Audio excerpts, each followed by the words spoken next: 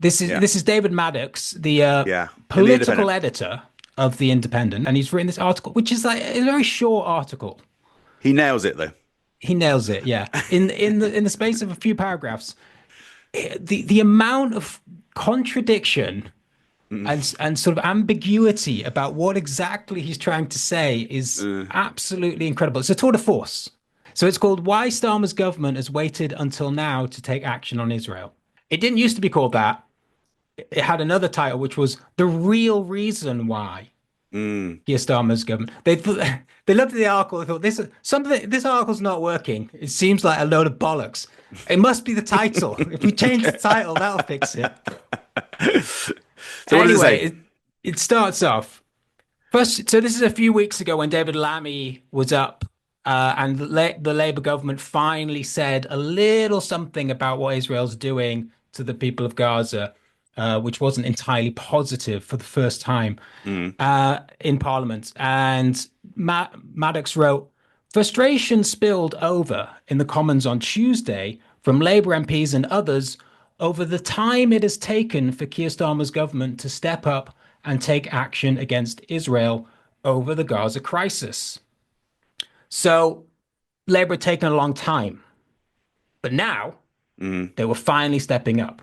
mm, Or were they?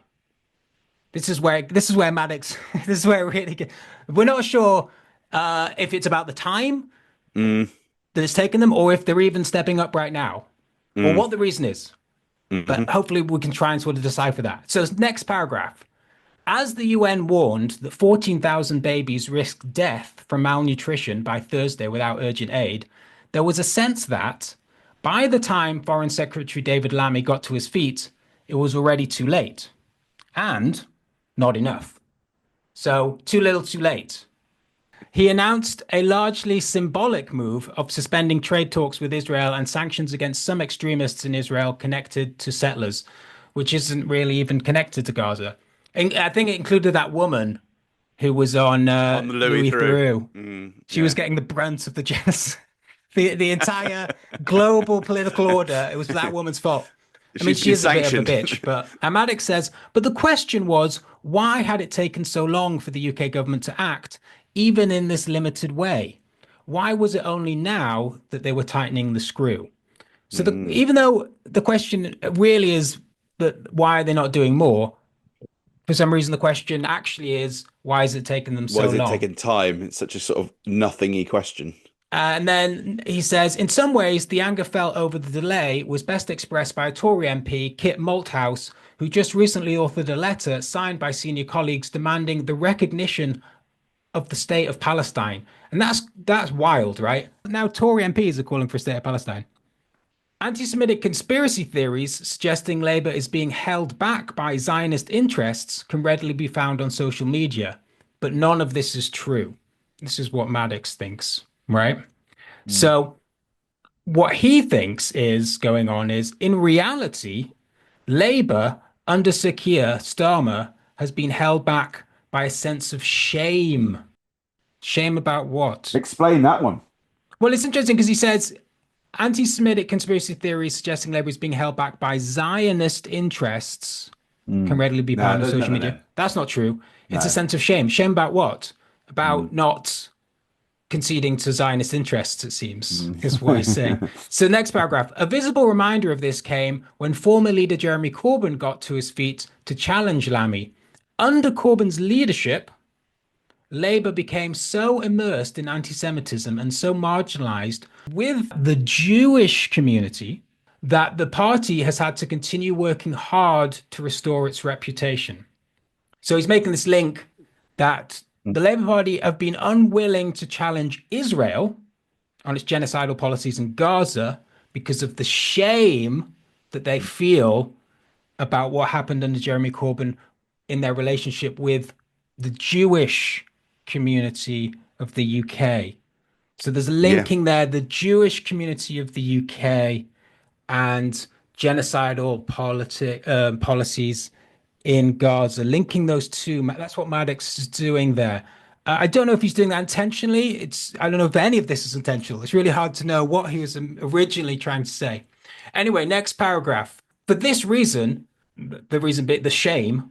Sakia Mm. and Mr. Lamy have worked hard to support Israel's right to defend itself in the wake of the horrific 7th of October 2023 attacks by Hamas. So because of the shame about the Jewish community in the UK, Starmer and Lamy have worked hard to support Israel's right to defend itself.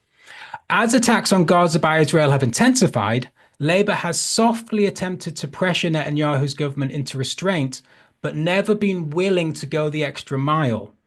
Arguably, as Mr. Malthouse and other MPs from 5 different political parties claimed in the chamber, they still have not gone far enough. So again, we don't know whether it's about how long it was or whether they've gone far enough.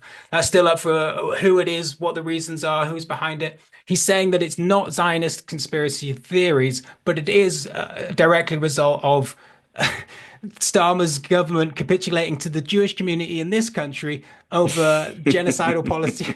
I mean, I don't really understand exactly what the point of this is. But I feel like I should be offended at some point. Yeah, you should be. I'll just finish. This isn't the end of the article, but this is the last bit that's of relevance to me anyway.